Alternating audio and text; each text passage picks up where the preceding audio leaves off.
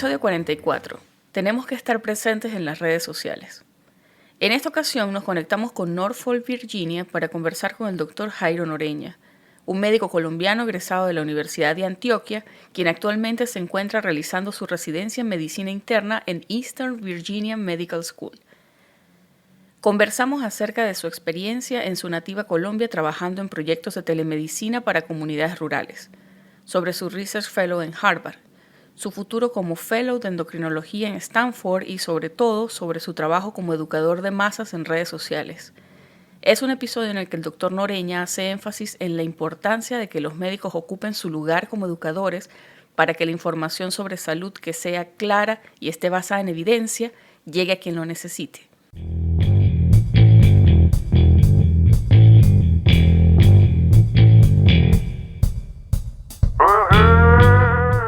Estás escuchando Pluripotenciales, el podcast de la doctora Sheila Toro. Forma parte de una comunidad médica en la que se exalta cooperación en lugar de competencia y escucha voces auténticas que relatan historias de resiliencia, perseverancia y reinvención.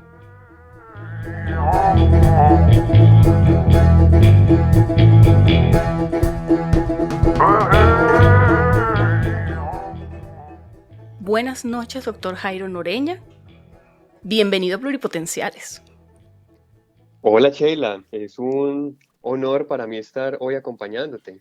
¿Cómo has estado? Vale, nos honras con tu presencia. Muchísimas gracias por sacar el tiempo. Yo sé que estás súper ocupado. Estás terminando tu residencia en medicina interna, preparándote para comenzar un fellow en Stanford. Así que debes estar, sí, súper full, me imagino. Así es, estamos a cerca de 4 o 5 meses de terminar mi residencia, donde tuve una experiencia muy interesante aquí en Virginia y con muchísimas expectativas de lo que se viene, mudándome a la otra costa del país, en California.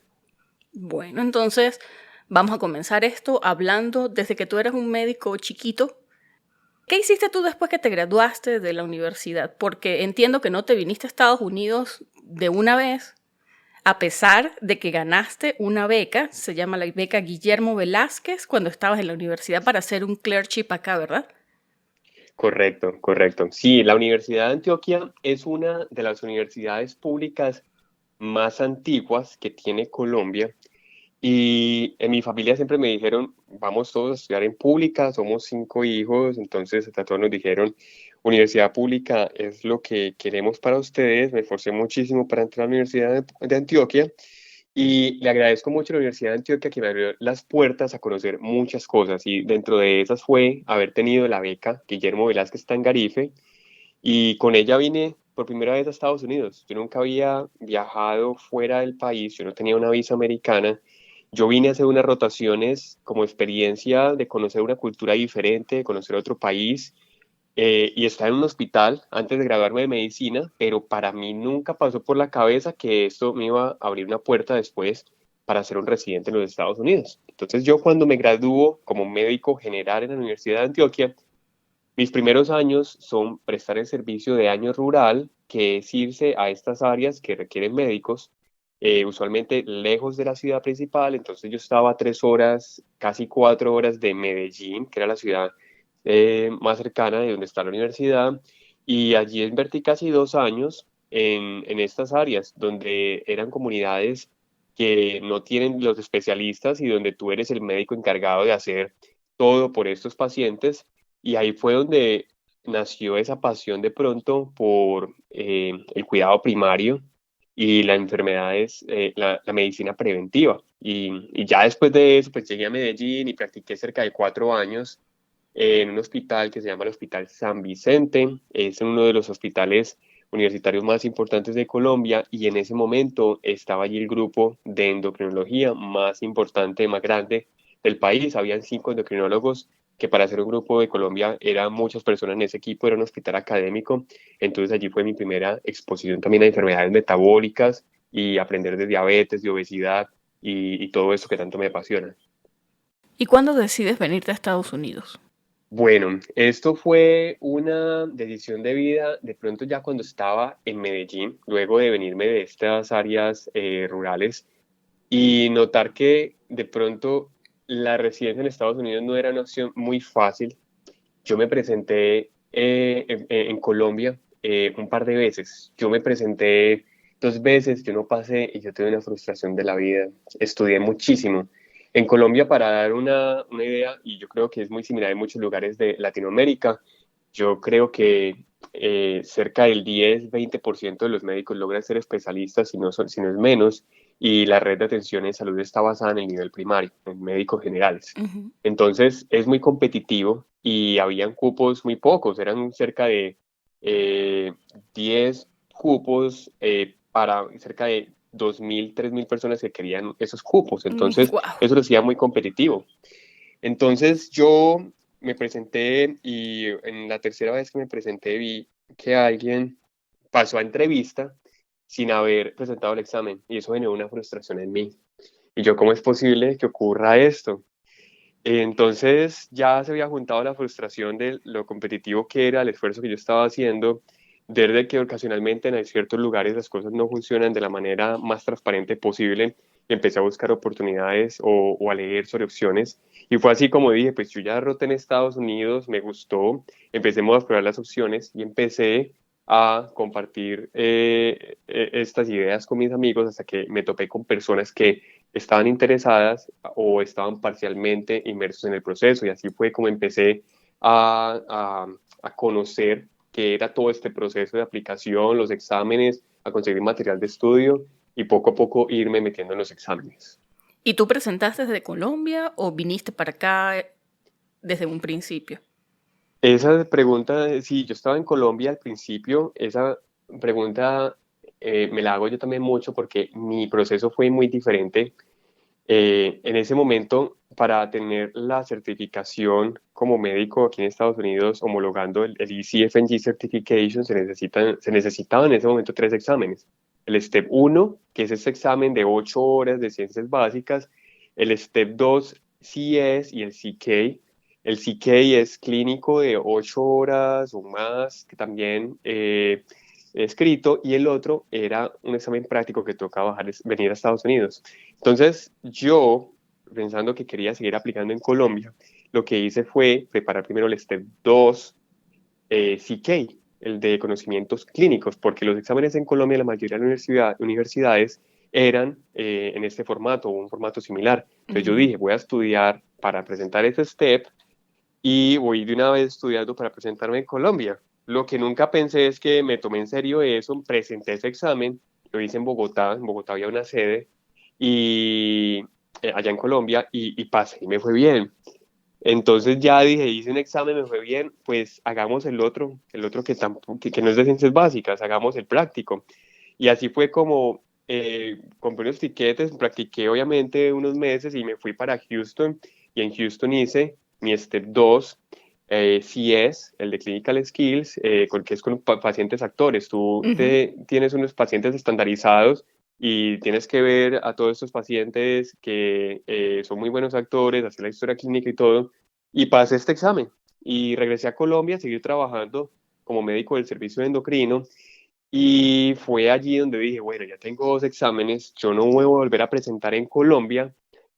Me falta el Step 1, pero el Step 1 necesitamos tiempo, paciencia y fluoxetina. Estoy hablando de un médico Sí. clínico, porque en Colombia, después de haberse graduado, que en ciencias básicas son los primeros 2 años, y luego hay 4 años y medio más que clínica, donde ya no se ven básicas, y yo ya llevaba trabajando 2 años en el servicio rural y 2 años en endocrinología. Yo no tenía ningún recuerdo o recuerdos muy vagos del detalle que uno tiene que saber en ciencias básicas.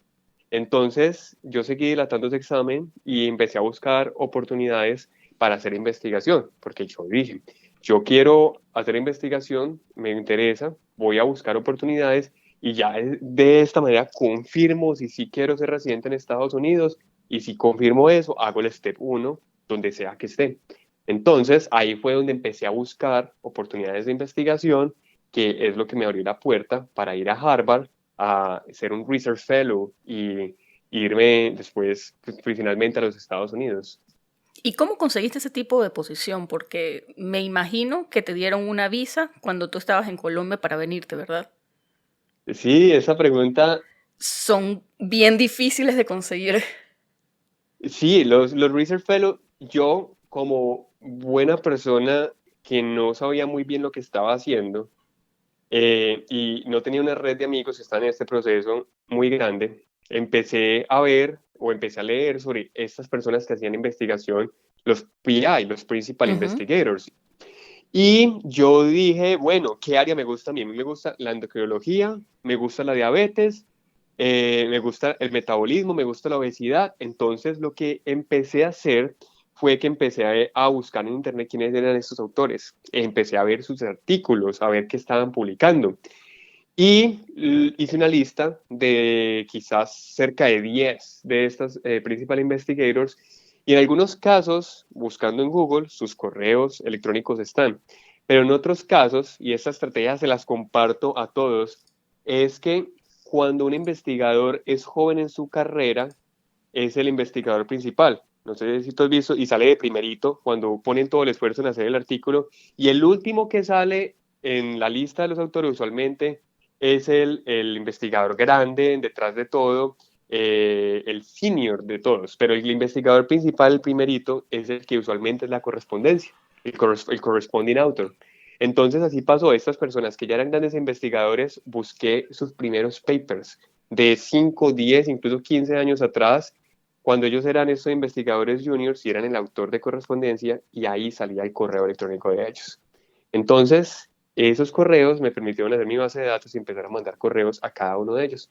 Un correo que era muy honesto, donde, hola, yo soy Jairo Noreña, yo soy médico colombiano con experiencia en endocrinología, y me interesa conocer un poco más sobre eso, hacer investigación y trabajar en enfermedades metabólicas. Y fue así como me responden en Harvard. Y así me topo con la doctora Vera Novak, que fue mi PI, y tuvimos esa conexión chévere. Después tuve la oportunidad de conocer virtualmente un colombiano que estaba allá, que me dio más información y me dijeron, haz el proceso, aplica, hagamos una entrevista telefónica. Hicimos realmente como tres. Primero con el colombiano, Freddy, recuerdo su nombre, y luego dos entrevistas más, la última con Vera, y Vera me dijo, listo, te quiero aquí. Y me dice, Vera, puedes estar en un par de meses donde te saquemos la visa. Y yo, ¿cómo? ¿Un par de meses? Sí, en cuanto tu visa esté, necesito ya, la posición es vacante ya. Entonces, yo le dije, listo, hagámosle. Y entonces ella lo que hace de inmediato es contactar la oficina de Harvard, porque están asociados académicamente, y ya ellos me contactaron a mí y me dijeron, necesitamos esta serie de documentos para que te generemos tu visa, y Harvard directamente me generó mi visa J1 de investigador para finalmente llegar a Boston. Mira, estoy súper sorprendida porque es tremenda labor para conseguir ese tipo de posiciones. Yo he escuchado de Harvard, por ejemplo, he escuchado de personas que han egresado se llama International Research Initiative, IRI. Ujú. IRI, sí. Y sé que ya ellos antes lo hacían más o menos así. De hecho, más o menos, conozco una doctora que es de Turquía, que ella más o menos me contó cómo comenzó el IRI. Y me dice que era una iniciativa de unos médicos turcos que querían llevar estudiantes o IMGs de Turquía también para hacer investigación en Harvard. Se fueron sumando médicos y, bueno, PIs de otros laboratorios, de otros departamentos, y se fueron abriendo las puertas para otros IMGs. Entonces, de hecho, es ahorita una iniciativa que está bien consolidada, está súper organizada y todos los años acepta aplicaciones para las personas que quieran trabajar allí, pero como voluntarios. Correcto, Pero como voluntarios. Sin embargo, le hacen sponsor también de Visa J. ¿Fue tu así caso? es. ¿Tuviste que trabajar como voluntario? Exactamente. Yo hice exactamente lo mismo, pero sin el proceso del IRI. Cuando yo llego a Boston, me encuentro a todos los latinos que allá eran del IRI. Y yo, ¿cómo así? ¿Qué es el IRI? Oh, es este programa donde tú aplicas y puedes venir si tienes un grupo o si no te lo conseguimos. Y pues ellos fueron mis amigos realmente. En mi caso, yo no tuve remuneración, no me pagaron. Yo vendí todo lo que tenía en Colombia básicamente para irme a vivir a Boston. Sin embargo, Comprometido, pues. claro, completamente. Yo quería hacer research, y cuando tú eres research fellow, tú tienes un appointment de Harvard, y este appointment te permite aplicar a los cursos que tengan en la universidad. de manera gratuita. Entonces, Buenísimo. claro, yo aproveché para hacer cursos de medicina internacional, de investigación, de manejo de bases de datos y dentro de todo eso hice el programa de un año que tienen ellos de bioestadística, Ujú. que se hace con la Escuela de Salud Pública y Harvard Medical School. Y ese fue el que me dio todo ese entrenamiento de entender un poco más cómo se corre una base de datos, cómo se maneja Stata, básicamente. Ese fue el software que yo decidí utilizar y fue completamente gratis. Muy parecido a lo que hace el IRI, porque en el IRI ellos hacen un curso, no recuerdo el nombre ahorita, pero ellos también hacen un curso. PPCR. Correcto, ese curso que para dentro del IRI creo que vale $3,000 ese curso. Y es equivalente al que nosotros hicimos con el Research Fellow también. Entonces, sí, no tuve remuneración, pero realmente saqué una remuneración de otra manera en contraparte de esta experiencia en Boston. Le sacaste provecho, decimos en Venezuela. Le saqué provecho completamente, así fue. Y también hiciste, o sea, diste tu Step 1 mientras estabas trabajando como un Research Fellow, lo cual también a mí me parece súper impresionante porque ya lo dijimos, es difícil de por sí, incluso para las personas que se toman, sabes, un tiempo largo dedicado para estudiar, ahora trabajando y haciendo cursos. Sí, ¿Cómo hiciste? así fue. Pues Tips. la verdad, yo todavía no conozco Boston completamente.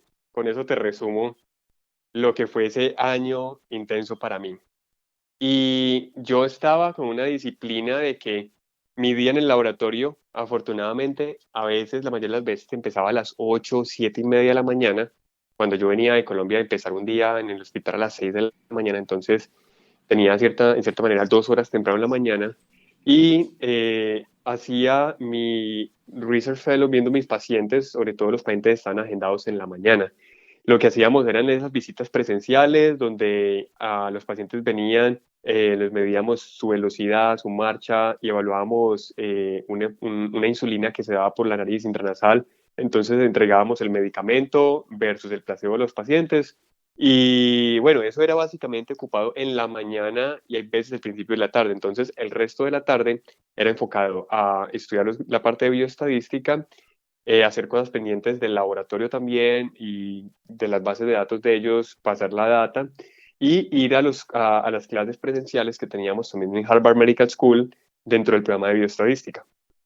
Ya a las 5, máximo 6 de la tarde, terminaba mis funciones allí, salía para la casa. Primera cosa que no debe faltar y uno de los tips más importantes si alguien quiere ser exitoso en la vida, hacer actividad física. Entonces yo me iba para el gimnasio, mínimo 1 hora, y realmente la actividad física para mí ha sido una de esas cosas que es un marcador de disciplina y una cosa que me genera más disciplina y voluntad para hacer otras cosas. Entonces, la actividad física la hacía, me activaba, llegaba a la casa, me duchaba, comía y a las 7:30, 8 de la noche arrancaba mi jornada de seguir estudiando, de donde ya me dedicaba 100% a estudiar para mis steps hasta cerca de las 10, 11 de la noche y repetida de esa manera. Y los fines de semana me dedicaba 100% a los steps, a estudiar al step, hacer actividad física y los domingos en la tarde sacaba tarde lúdica, donde sí salía y disfrutaba un poco de la ciudad.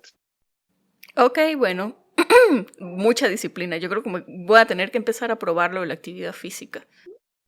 Bienvenida a este mundo maravilloso de la actividad física, necesidad biológica del ser humano. Sí, no soy fitness, yo soy fatness, como el chiste. Pero bueno, en fin. Mira, entonces, tú presentaste tu STEP, ya tenías esta experiencia que tenías en investigación. Me imagino que, bueno, con un cierto número de publicaciones, preparaste tu aplicación para el match. ¿Cómo te fue en ese proceso de match?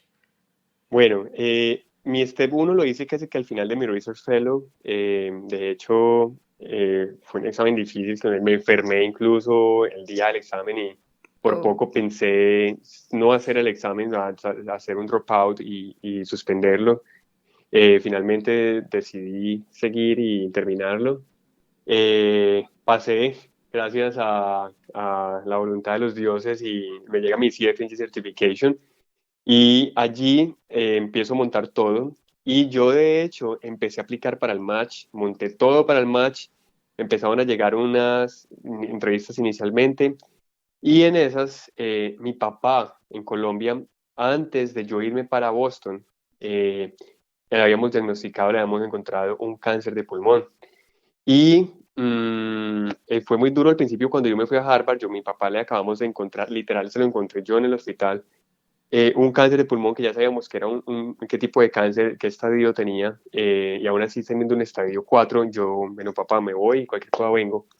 Y efectivamente, papá empieza a estar más enfermo, entonces yo digo, no, yo voy a dejar Harvard aquí ya, hasta luego, y voy a suspender la aplicación a mi match. No voy a tener todas esas entrevistas, no voy a rankear nada, y me fui a Colombia a pasar tiempo con papá, y estuve trabajando en Colombia cerca de un año, coordinando un proyecto de telemedicina mientras estaba con papá. Papá muere cerca de unos 7 meses después y fue la mejor decisión que tomé en mi vida, haber dejado todo en Estados Unidos para ir a Colombia y estar esos últimos meses con papá y acompañarlo desde que estaba completamente bien hasta el último momento de su proceso. Y ya después sentir que la tarea estaba cumplida ya, dejar en Colombia en mi trabajo también un legado porque trabajé en un proyecto de telemedicina que tuve que liderar con una compañía de seguros allá y crear un dispositivo que permitía hacer telemedicina para comunidades que no tenían ni siquiera un celular, un dispositivo móvil y poder hacer toda una experiencia que nos dejaba auscultar los pulmones de los pacientes, tener una videollamada, tomar signos vitales, eh, monitorizar completamente al paciente con este dispositivo y que finalmente este dispositivo fuera adaptado para evaluar la pandemia unos meses después, cuando yo ya me estaba casi que regresando para Estados Unidos a seguir mi aplicación. Entonces, así como no hice, no hice la primera aplicación cuando estaba planeado, entonces el siguiente periodo fue cuando apliqué y ese fue el último periodo, de hecho, que se hicieron estas entrevistas en persona, donde se viajaba. Entonces, Ujú. en ese año apliqué en el 2019. Entonces, ahí fue donde ya finalmente tuve mis entrevistas y todo este proceso del match. Y estoy segura que desde el cielo tu papi te está mirando con unos ojos de orgullo inmenso, porque hiciste match y es en el programa en el que actualmente estás. Y digo, más allá del haber hecho match, más allá de que estás haciendo tu residencia y culminando tu residencia, has cosechado muchos frutos, de los cuales ya algunos mencionaste, y otros como educador en redes sociales, a lo cual quisiera pasar ahorita, porque de hecho tu trabajo es remarcable. Tú tienes más de 200,000 seguidores en Instagram, lo cual a mí me parece impresionante. Igual en YouTube, y te enfocas en cosas que tú dijiste, en prevención de enfermedades metabólicas, enfermedades como hipertensión, diabetes, y hablas mucho acerca de educación en salud, ejercicio, lo importante que es hacer ejercicio para los pacientes y para llevar una vida plena y saludable. Entonces quería preguntarte, ¿en qué momento tú comienzas a hacer ese tipo de labor a través de redes sociales? ¿Por qué decides hacerlo? ¿Cómo identificaste el gap, dice uno? Ujú. Bueno, esa pregunta, eh, yo mismo yo me preguntaba muchas cosas cuando empecé este proyecto. Este proyecto empieza en Colombia, de hecho, en esa transición de ser médico de servicio rural a ser médico de servicio de endocrinología. Y al principio cuando empezamos hablando sobre esta historia, fue en ese servicio rural donde yo me empecé a enamorar de la medicina preventiva y de que el entendimiento y conocer un poquito más de qué es lo correcto en cuidar nuestra salud en términos de prevención puede marcar un impacto completo en el desarrollo de enfermedades crónicas o no en una persona. Y entendiendo que el 90% de las enfermedades que sufre la humanidad en este momento son enfermedades crónicas que vienen de estilos de vida no saludables, de una mala alimentación, porque no nos dan educación para eso, de no tener actividad física, de no cuidar nuestro sueño, de no manejar nuestro estrés y entender ese potencial que eso tenía. Entonces yo tenía esa idea ya en mi cabeza y eso es lo que hacía día a día en mi consulta. Y llega el momento de que yo empiezo a ver diabéticos, personas con diabetes, Y yo me enfocaba en mi espacio de 20 a 30 minutos, aparte de hacer todo lo que hace el médico, yo me gastaba muy buena parte de esta consulta educando a los pacientes. Entonces yo les decía, así se debe aplicar la insulina, así se guarda la insulina en la nevera, la tiene que sacar antes, le pones esta agujita, te la vas a aplicar haciendo rotación de sitio de aplicación en estos lugares, vas a presionar este número de segundos. Si te da un bajón de azúcar, estos son los síntomas. Así lo manejas en la casa, con cuántas cucharadas de azúcar. Todos esos detalles se explicaban. Y eso me consumía muchísimo tiempo. Amaba hacerlo, pero me colgaban. Yo salía más tarde de la consulta de lo que quería. Entonces, lo que empecé a hacer es, muchos de los pacientes incluso no sabían qué era el Internet, pero siempre, en el caso de las personas ancianas, iban con la nieta o con algún familiar más joven. Lo que hice fue empezar a montar estos videos en YouTube y en Instagram. Hice unos videos corticos, cuando salía de endocrino, videos de 1 minuto. De hecho, ese proyecto se llamó inicialmente Aprende Medicina en 1 minuto. Estamos hablando de 10 años, de hace 10 años, y montaba esos tips claves de qué es lo que tenían que ver los pacientes. Y lo que hacía en mi fórmula de insulina, detrás de la fórmula escribía el enlace, les decía, por favor, van a entrar y van a ver estos videos. Ya revisamos todos los temas, pero si tienen dudas, los pueden ver acá. Porque lo que estaba pasando antes era que los pacientes me llegaban unas semanas después a revisión y habían olvidado por completo todo lo que yo les había enseñado. Ya con estos videos todo cambiaba y ellos podían revisar los videos y aprender propiamente. Entonces, así empieza el proyecto y posteriormente personas que no eran mis pacientes empiezan a seguirme y empiezan a pedirme más temas, a hacer preguntas y empiezo a responder estas preguntas con videos. El proyecto fue un proyecto que yo empecé y que fue muy criticado. Yo tuve las críticas de todas las personas que se imaginen ustedes, porque estamos hablando de 10 años atrás, donde no estaban los médicos en redes sociales en Latinoamérica y donde mi proyecto fue juzgado de que yo era una persona no ética porque estaba hablando de contenidos de salud utilizando las redes sociales que eran públicas y que no debía hacerse, lo cual me parecía completamente absurdo en ese momento de la vida y que las megatendencias y cómo ha evolucionado el planeta nos ha mostrado que ellos estaban de pronto juzgándome de manera incorrecta y que por ciertas cosas de la vida, incluso algunas de esas personas años después me buscaron para yo ayudarles a hacer su propio proyecto de redes sociales también. ¿Ves? Sí, es que justo, de hecho, sabes, yo estoy haciendo mi máster en Clinical Research y teníamos una clase acerca del modelo biopsicosocial.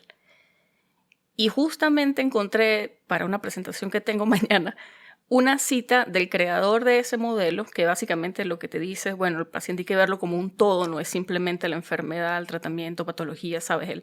El modelo clásico de la medicina biológica. Y él en esa cita hablaba acerca de la resistencia que había en la sociedad médica para con ese modelo, que básicamente era como hablar de medicina integral.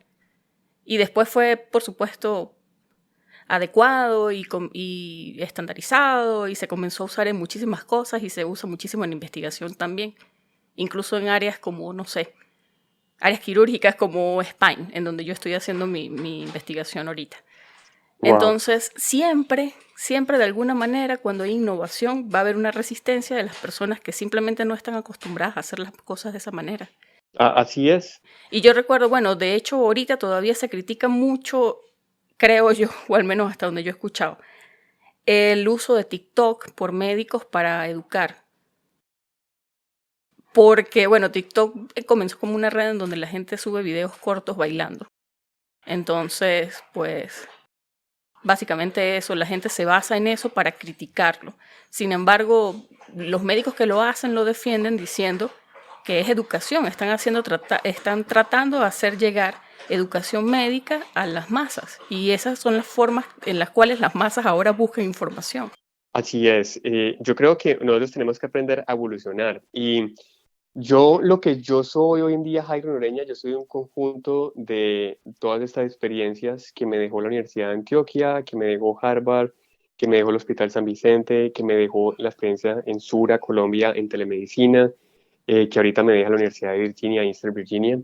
Y una cosa que incluso siempre he sido partidario es que nosotros tenemos que antecedernos a los hechos actuales. Y hay un concepto que es el concepto de las megatendencias, que es hacia dónde se mueve la humanidad, qué llega más adelante para el ser humano y qué se proyecta en los siguientes 10, 20, 30, 50 años.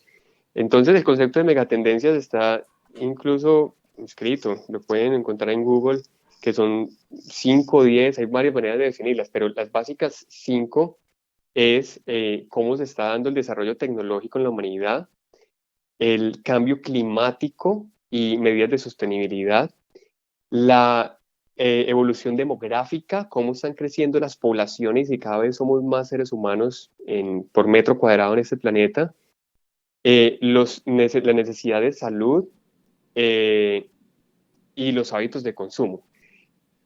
Todo esto nos está diciendo que hay unos cambios específicos. Estas megatendencias se dividen en un montón de ramas.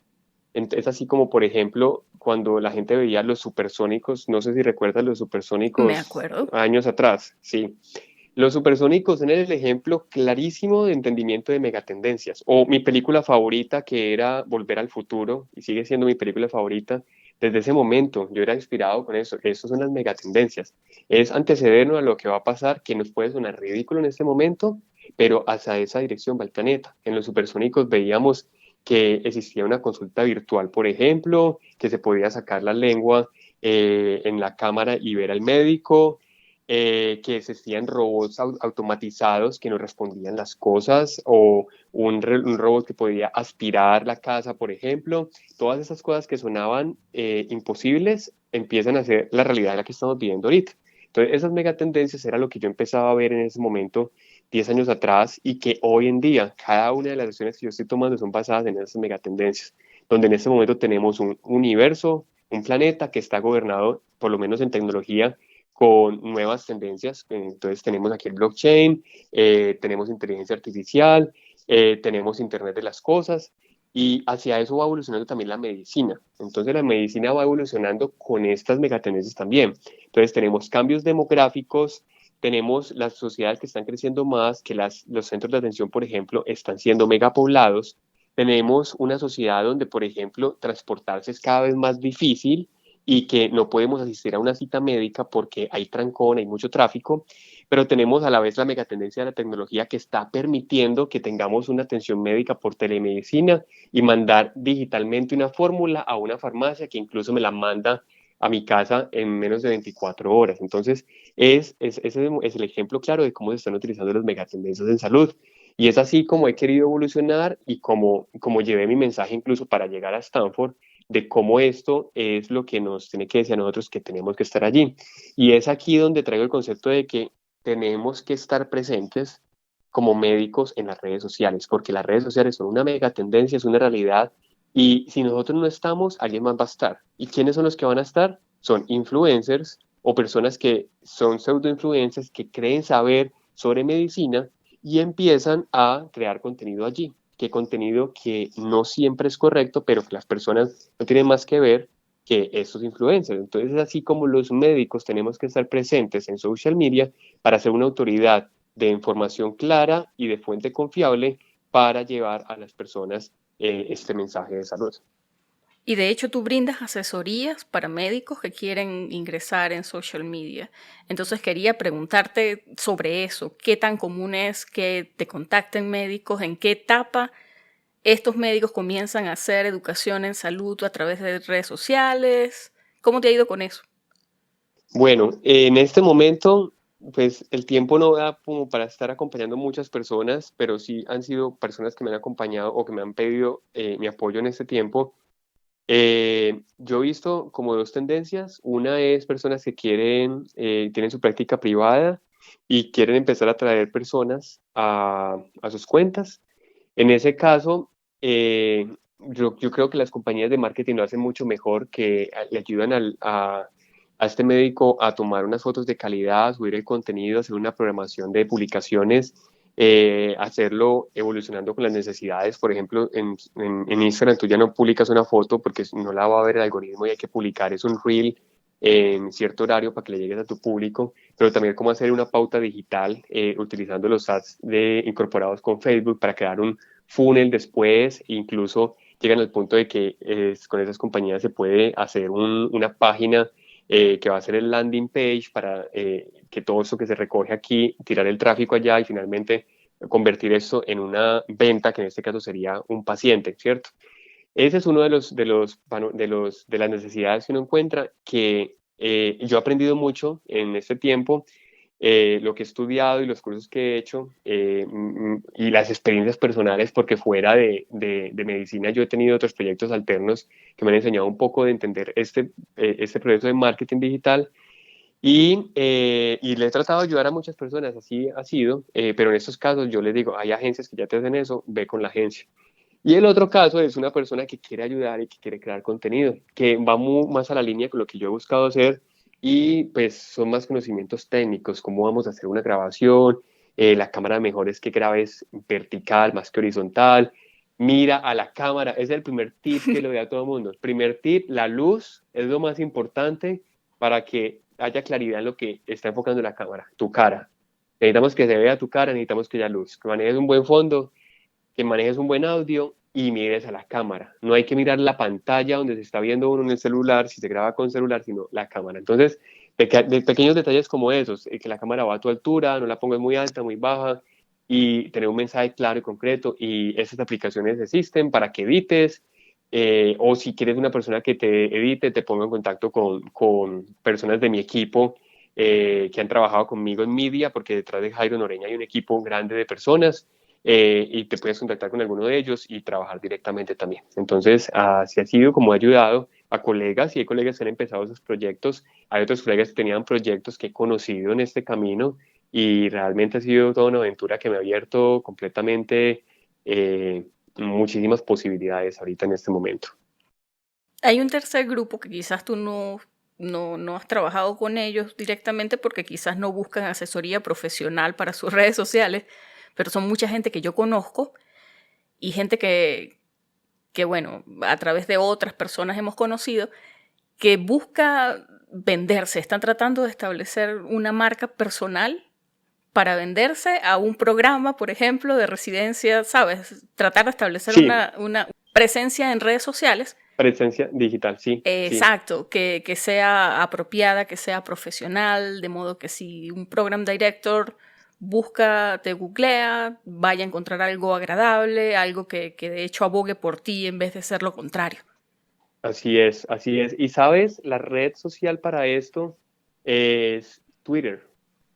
No sé cuál es lo que tú has visto en la dinámica, pero por lo menos ahorita en la época de fellows que estuve aplicando, yo no soy muy activo en Twitter, no lo promuevo, de hecho me parecía muy enredado, apenas me he empezado como a acercar más, pero Twitter es la red donde están todos los profesores, están los investigadores y donde se genera como ese nicho, se ve muy fácil. Si uno sigue ya ciertas cuentas, vas a ver todas las publicaciones asociadas a eso. Entonces yo vi en esta, por ejemplo, aplicación a Fellow, el hashtag como End of Fellow Application o Match Season, y las personas se presentan. También lo he visto en el match de especialidades iniciales, la primera vez que se aplica un match, donde se monta un perfil como una foto y se dice quién es uno. Hola, yo soy esta persona de tal país, me interesan estas cosas, he hecho investigación en esto y mi sueño es ser internista, por ejemplo. Y aquí los programas empiezan a ver estas personas también y dan una exposición así como tú lo dices, puede ser una exposición buena o mala, entonces hay que saber muy bien cómo hacer las cosas.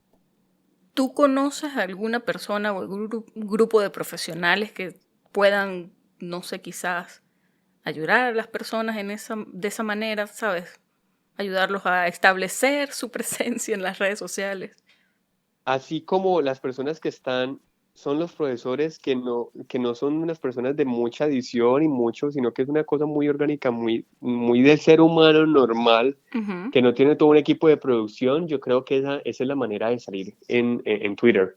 Ser orgánico, ser sincero, tener una biografía básica donde diga uno con la foto y decir uno quién es uno, cortico, bullet points y compartir lo que le gusta a uno. Me gusta este artículo de diabetes, me gusta ese artículo de obesidad, empezar a seguir esas cuentas de esas sociedades. Por ejemplo, si yo quiero pegar a medicina interna, yo voy a seguir la sociedad de medicina hospitalaria y voy a seguir la ACP, el American College of Physicians, y sociedades asociadas. Entonces voy a seguir, por ejemplo, la cuenta de Medscape, voy a seguir The Lancet, voy a seguir el New England Journal of Medicine, voy a seguir estos journals importantes, y ya solamente eso va a generar el algoritmo. Hay agencias quizá que hagan esto, sí, pero lo que yo he visto que en términos prácticos somos personas que estamos empezando, sigamos esas cuentas y uno empieza a hacer retweets y compartir lo que estas personas están haciendo, y ya eso empieza a generar el algoritmo enfocado en ese mostrarme yo dentro de este campo. Bueno, y nosotros grabamos un episodio con la doctora María Mora. Ella de hecho es como una suerte de asesoría para personas que están aplicando al match, revisa currículums, revisa personal statement. Ha sido de alguna manera mi mentora, yo la adoro, y nos habló Interesantísimo. y nos habló de lo que es MedTwitter, que es básicamente esto de lo que estamos hablando. La gente se presenta con una fotografía cuando está aplicando, usa el hashtag MedTwitter, y eso de alguna manera te muestra ya luego en el feed de las personas que están siguiendo ese tipo de publicación. Y muchos program directors, muchas personas que son asociadas de alguna manera a algún programa, están pendientes de eso. Entonces supongo que de hecho presentarse es una buena manera de comenzar. Así es, presentarse, yo digo siempre la bio del principio es la sala de tu casa cuando tú recibes una visita. Entonces la bio tiene que estar impecable, bonita, cortica, que la bio es cuando yo entro y esa descripción de quién soy yo. Y lo primero que van a ver es ese post, que es la foto, que dice qué quiere uno, quién es uno, y esa foto se le puede poner un pin para que esté de primera siempre. Entonces es una muy buena manera, como tú lo dices, para empezar. Bueno, de hecho, tremendo tip, gracias. Gracias a ti por traer a la doctora, sin Bueno, mencionarla, ya noté aquí el nombre. bueno, sí, ella es una nota, es una rockstar en lo que hace. Hace medicina preventiva, de hecho, y trabaja en investigación para la Universidad de Wisconsin, en el departamento de Alzheimer, si no me equivoco. Wow. Ahora, hablando un poquito acerca del futuro, a ti te depara, tú ya hablamos, dentro de 4 meses estás por comenzar tu fellowship en endocrinología en nada más y nada menos que Stanford. Así que felicidades, esa es tremenda nota. Además, vivir en el área de la Bahía es una maravilla. Yo recién me acabo de mudar de allá y te va a encantar. Te va a encantar. Gracias Sheila por los buenos deseos y bueno, y sí tengo muchísimas expectativas de ir a Stanford. El match fue hace unos pocos días, unas pocas semanas, y fue algo que me llenó mucho de felicidad. Yo tuve entrevistas en lugares que yo nunca me imaginé que iba a entrevistar, y Stanford era mi primera opción. Saber que voy al lugar que me enamoré durante el proceso de las entrevistas es algo que me da mucha alegría y que me llena de expectativas. Eh, de cómo fue posible Stanford, antes pues, de hablar del futuro, yo creo que esa diversidad del background que yo tuve, y muchas cosas que quizá el tiempo no es de acá, pero de yo haber producido conciertos en Colombia, por ejemplo, saber hacer eventos. Yo tenía un sitio web de rock y de personas que montaban patinetas. Yo monté patineta tiempo atrás, aprender a hacer fotografía, edición en ese momento, empezar a hacer entrevistas en ese momento a bandas, y quitarle de pronto un poquito el miedo a las cámaras, y ya después tener mi proyecto, porque eso fue como el detrás de dónde empieza el proyecto de salud digital que yo hice, Medicina en un Minuto, y ya doctor Jairo Noreña, y ya tener un equipo detrás de eso, y ya llegar finalmente incluso a la televisión aquí en los Estados Unidos, donde pues, ya he podido establecer cosas, partnerships con Univision y ya más constante con NBC, Telemundo. Y es dejar este proyecto en Colombia, de haber hecho un software y un hardware que permitiera dar una estrategia de telesalud en Colombia, y que finalmente incluso fue una de las estrategias del país y de la ciudad en una versión mini para lograr dar la capacidad a esas personas con COVID en atención virtual, que algo que no se tenía antes de que yo llegué.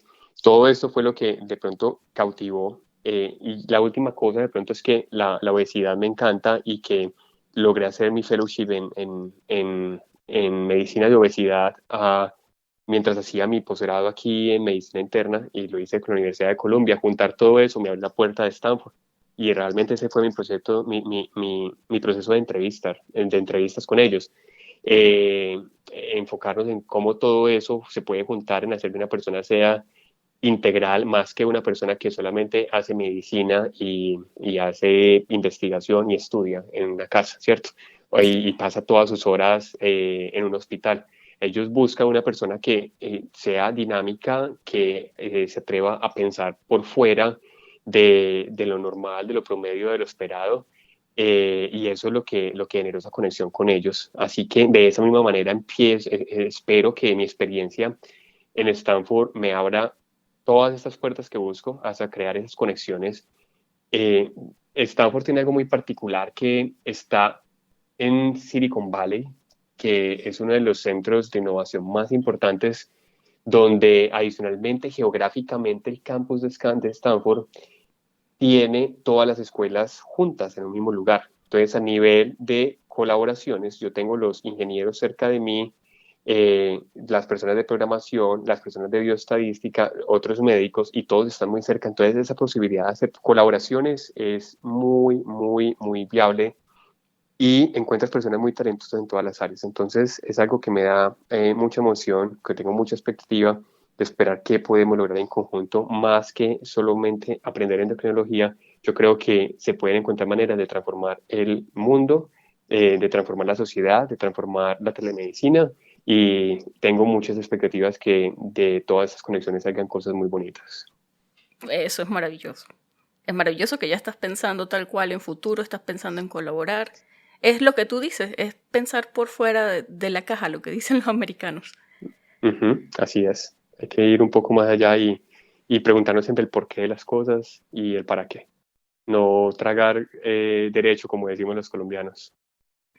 Buenísimo. Y mira, para terminar ya, lo que te decía en un principio, yo quería pedirte un consejo para esos médicos que vienen atrás de nosotros, que estás quizás escuchándote y quieren seguir tus pasos.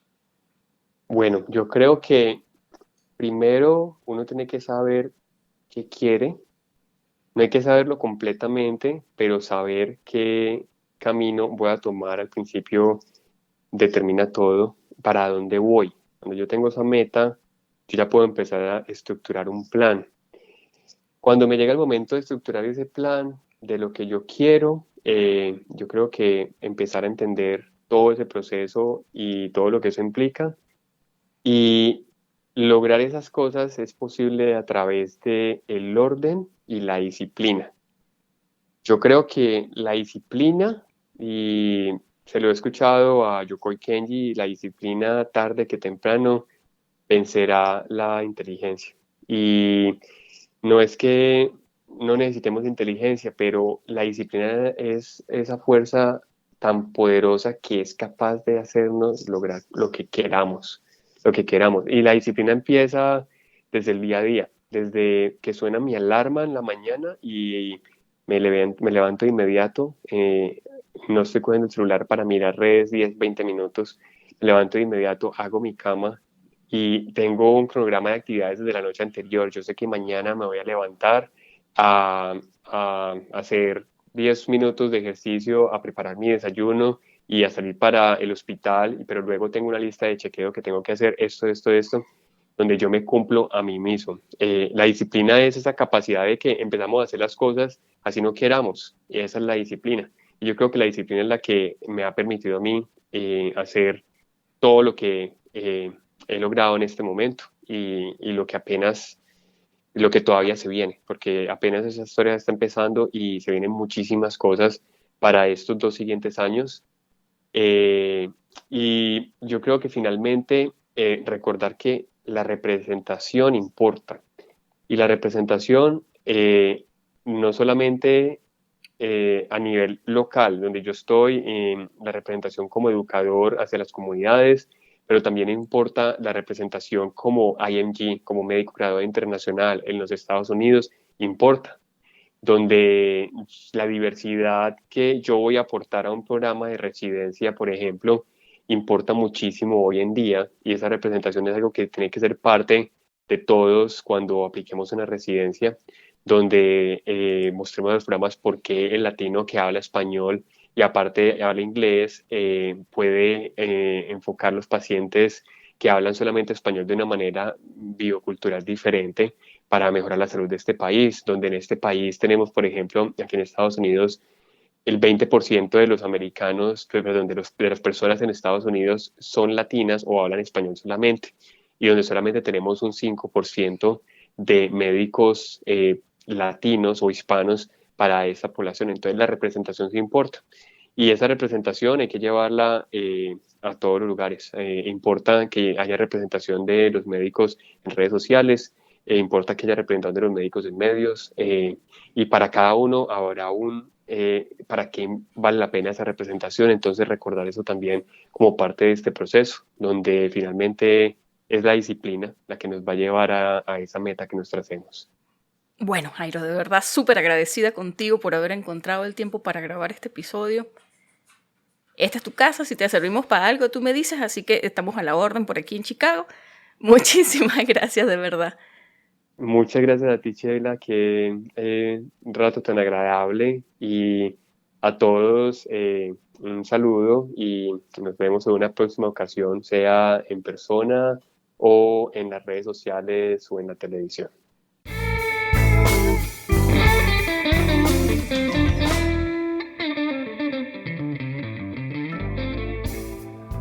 Esta fue la conversación que sostuve con el Dr. Jairo Noreña desde Norfolk, en Virginia. Si te gustó este episodio, compártelo con tus amigos y no olvides que puedes encontrarnos en pluripotenciales.com y las distintas plataformas de streaming. Desde Chicago, Illinois, y deseándoles como siempre el mayor de los éxitos, se despide su colega Sheila Toro.